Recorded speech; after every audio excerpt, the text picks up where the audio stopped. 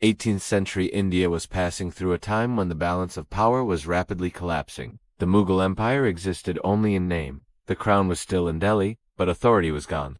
Local rulers in different regions were fighting for their own survival. And within this vacuum, a trading company arriving from Europe was slowly transforming into an imperial power, the British East India Company. This was an era when the land of India had become more valuable than gold, and the strongest grip on that gold belonged to Britain. Yet in the south, on the soil of the Deccan, there existed a state that was not yet ready to bow. That state was Mysore was not a vast empire, but it possessed something that even great empires had lost: determination, self-respect, and extraordinary leadership. It was in this state that, on November 20th, 1750, a child opened his eyes. His name was given as Fath Ali. History would later remember him by another name, Tipu Sultan.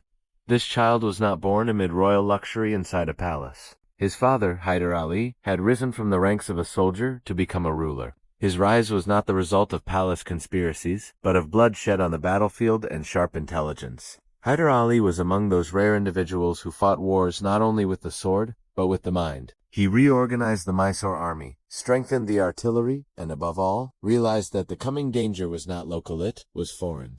That is why he did not raise his son like an ordinary prince. Tipu Sultan grew up among swords, horses, and soldiers. He was not raised in playgrounds, but on training grounds. From an early age, he was taught horse riding, archery, swordsmanship, and military strategy. But Hyder Ali knew that future wars would not be won by physical strength alone. That is why special attention was given to Tipu Sultan's education. He was taught Arabic, Persian, Urdu, and later, the French language. He studied the Quran, Islamic jurisprudence, history, and mathematics, along with European military theories. French officers were specially invited to the court to teach modern methods of warfare. Tipu Sultan did not ask questions like ordinary children. Why? He asked, how? How does the enemy think? How is war won? How is a state governed? At a young age, he had already understood that the British were not merely traders. Wherever they traded, they ruled. And wherever they ruled, they eliminated local rulers. In 1767, when Tipu Sultan was only 17 years old, he was formally given responsibility on the battlefield for the first time. This was the period when the First Anglo-Mysore War began. This war was not merely about land, it was a war of ideas. On one side were British officers who considered India weak and divided. On the other side stood Hyder Ali and his young son, ready to shatter that misconception. Tipu Sultan displayed extraordinary bravery in this war. His strategy, quick decisions, and surprise maneuvers stunned even senior British officers. On one occasion, with only a few hundred cavalrymen, he attacked British supply lines and returned without suffering major losses. This was the moment when the British began to take this young man seriously. At the same time, another realization had become clear in Tipu Sultan's mind. He observed Indian states fighting among themselves, siding with the British against one another, and mortgaging their future for temporary gain. In contrast, the British were united. They had a single objective rule. This difference deeply troubled Tipu Sultan. Two traits were rapidly emerging in his personality: intense patriotism and an uncompromising hatred for British domination. He had come to understand that no agreement with the British could ever be permanent. Their promises lasted only as long as they served their interests. Hyder Ali was not merely training his son to be a soldier, he was preparing him for a coming storm. Tipu Sultan would often stay awake at night studying maps, drawing fortress layouts, and thinking about how to defend if the enemy advanced from a certain direction. He was religious, but not narrow-minded. To him, Islam was not just worship, it was justice, discipline, and resistance. For this reason, he regarded Hindus, Muslims, and Christians alike as part of the state so long as they were loyal to it. In 1769, the war ended, and for the first time, the British were forced to sign a treaty on equal terms with an Indian power. This was no small achievement. It was the moment when British records first noted a name: Tipu, son of Hyder Ali, dangerous, intelligent, fearless. This was only the beginning. Hyder Ali knew that he did not have many years left, and that the coming era would test his son. Therefore, in his final years, he began transferring greater authority to Tipu Sultan. Tipu Sultan was no longer just a prince. He had become a commander, an administrator, and an idea that was not willing to accept slavery. This was the foundation upon which a resistance would later rise, one that would terrify the British Empire in Mysore before Delhi. And this was that tiger, whose roar had not yet been fully heard. Hyder Ali's health was rapidly declining, and once again the clouds of war were gathering on the horizon of Mysore. The British were not the kind to forget defeat. They were waiting for the right moment, for the right weakness. In 1782, when Hyder Ali passed away, Mysore did not merely lose a ruler, an entire era came to an end. But this ending did not create a vacuum, because the man who was to take power was already present on the battlefield. Tipu Sultan. As soon as he ascended the throne, the enemies of the state assumed that a young ruler could be pressured and subdued. But they forgot that this young man had been forged for years in the fire of war. Tipu Sultan's first challenge was to prove that he was not merely his father's successor, but an independent and sovereign ruler. Immediately after his coronation, he made it clear that there would be no softness in Mysore's policy. The war against the British would not only continue, but would intensify. However, Tipu Sultan's true strength was not limited to the battlefield that lay in state building. He knew that no war could be won without a strong economy, without an organized administration, and without the loyalty of the people. That is why he first began reforms within the state. He ordered a new land record to be compiled. Arbitrary power of landlords was curtailed. Taxes on farmers were imposed through a regulated system so that neither the state would suffer nor the farmer be ruined. Tipu Sultan believed that if the farmer prospered, the army would be strong. State revenues were brought directly into the treasury. The doors of bribery and favoritism were closed. Appointments were made on merit. This angered many, especially those who had benefited for years from the weaknesses of the system. These same people later became the foundation of betrayal. Tipu Sultan introduced revolutionary changes in the military as well. He placed the army on regular salaries, made uniforms and training mandatory, and above all, formally established rocket technology as a military division. These rockets were made by packing gunpowder into iron casings. At that time, Europe could not even imagine such technology. These rockets panicked enemy horses, shattered formations, and psychologically destabilized entire armies. Later, the British took this technology with them, and research was conducted on it in Europe. Tipu Sultan was not merely manufacturing weapons, he was striving to build a self-sufficient state. To reduce dependence on Europe, he established state-run factories, initiated local production of silk, weapons, and gunpowder, allowed foreign traders to operate only under strict conditions. He knew that those who arrived as traders eventually claimed the right to rule. Based on this belief, he almost completely expelled British merchants from Mysore and strengthened relations with France. French officers were retained for military training, modern cartography was taught, and artillery was brought closer to European standards. Another major step taken by Tipu Sultan was the creation of a state identity. He issued his own currency, bearing Persian and Arabic inscriptions. He introduced an official calendar. Correspondence and state documents were organized into a systematic administrative framework. These were not merely symbolic measures, they were a declaration that Mysore was under no one's influence. In religious matters, Tipu Sultan held a distinctive perspective. He was himself a devout Muslim, but he did not divide the state along religious lines.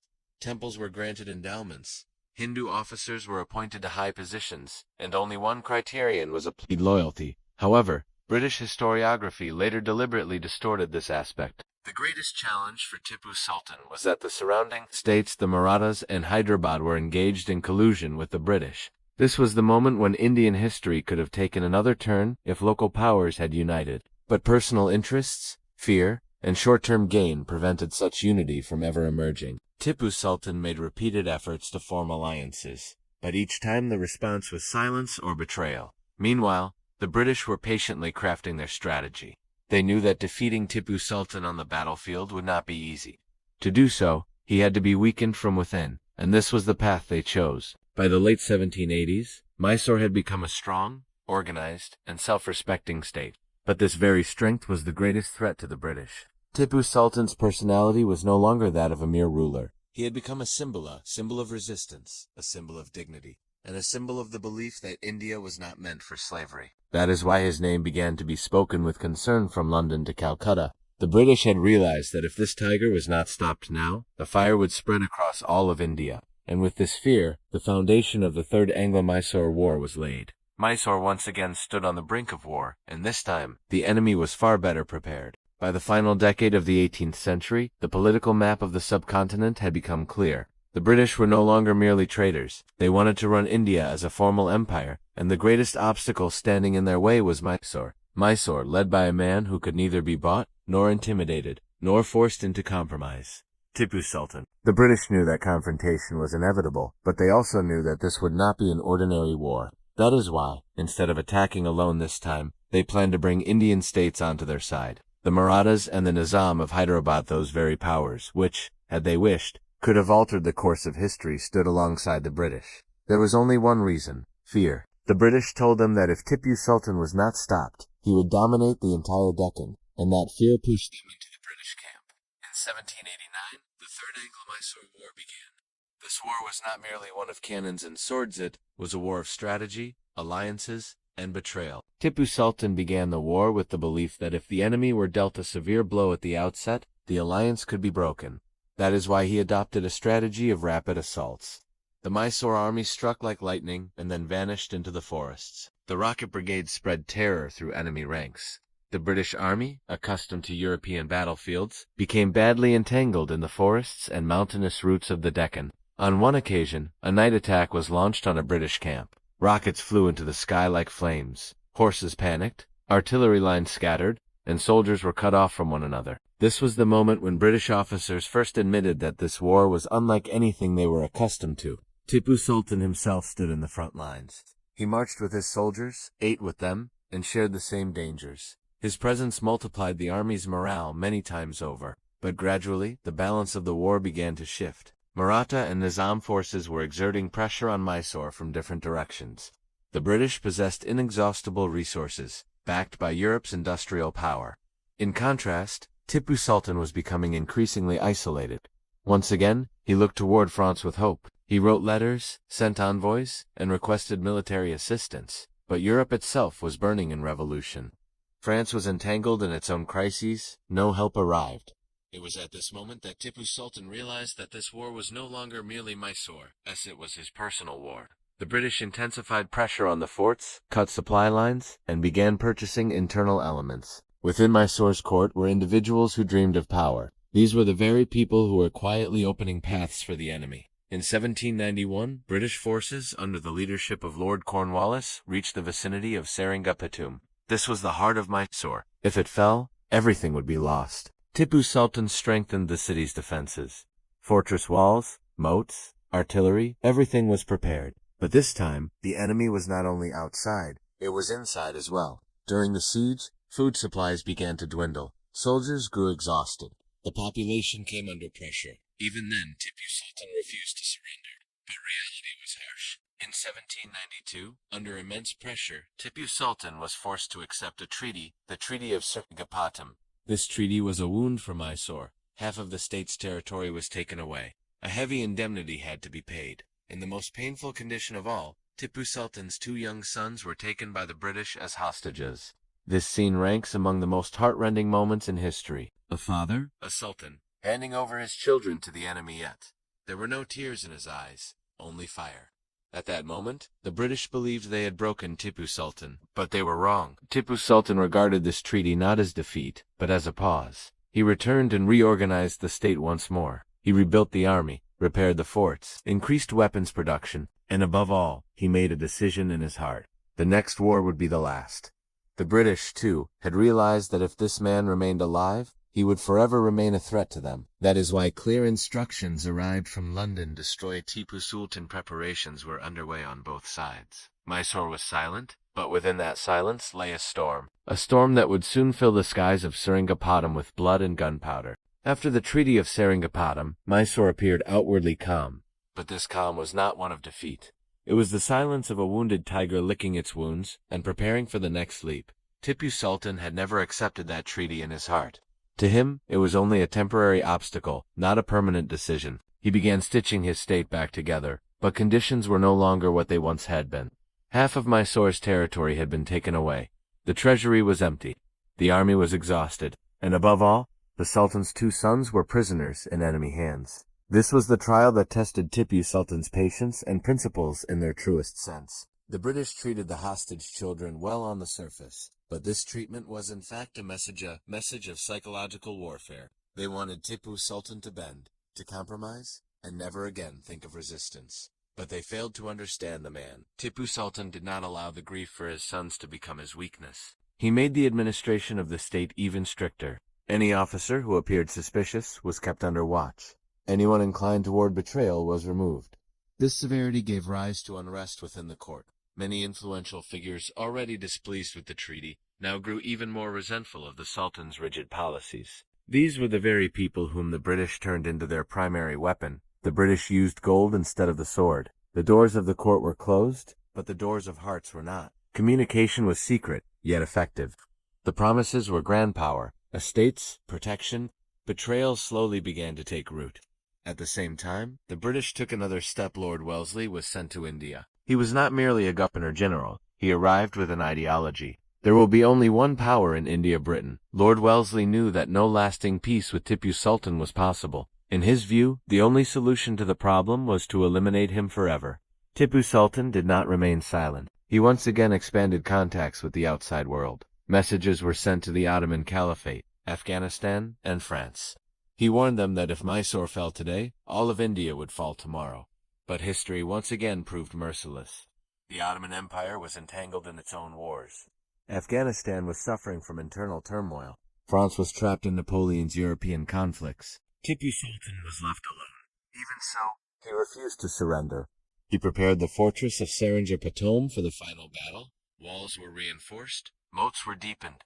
The Rocket Brigade was reorganized. Every soldier was made to understand that this war was no longer about retreat, but the enemy's moves were swift. At the beginning of 1799, the British completed preparations for the final assault. Joining forces with the Marathas and the Nizam of Hyderabad, armies began advancing from multiple directions. This siege was not only military, it was economic and psychological as well. Inside the fortress, food was limited, gunpowder was precious. The population was under pressure, and within the court, some individuals were still playing double games. Tipu Sultan was repeatedly advised to flee, to retreat into the hills and wage guerrilla warfare, or to accept a compromise under some condition. His response was always the same: I can give up the throne, but not my honor. This was the moment when he had accepted his fate, but not defeat. Through internal intelligence, the British identified the weaker sections of the fortress. Maps were prepared. The time was fixed. Now only one thing remained: the final attack. The atmosphere over Seringapatam was silent, but it was the silence before death. Inside the fortress, everyone knew that what was coming would change history. Tipu Sultan spent nights awake studying maps, speaking with soldiers, and praying to God. This prayer was not for life. It was a prayer for an honorable death. He knew that if he bowed today, future generations would accept slavery as destiny. That is why he had decided that no matter what happened, he would not leave the fortress alive. The final battle was approaching, and history was moving toward its most decisive moment. The morning of May 4th, 1799, over Seringapatam, was filled with an unusual silence. This silence was not ordinary. It was the silence of the day when history was about to deliver its verdict. Outside the fortress, British cannons had taken their positions. Maps had been prepared. The weak point of the walls had been identified. Inside, traders had revealed the paths.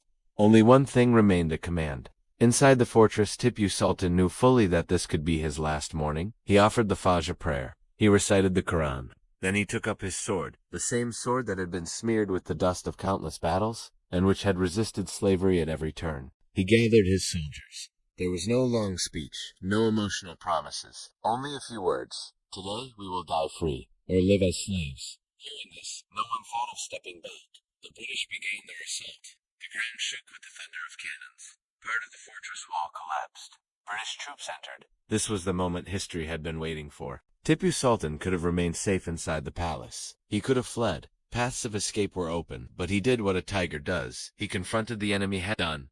He fought in the front line himself. Sword in hand, wounded body, and a face without a trace of fear. His soldiers fell around him, yet he did not take a single step back. Every strike he delivered was with the certainty that if he died, it would be as an example. British soldiers were astonished. They had rarely seen a ruler who chose death over the throne.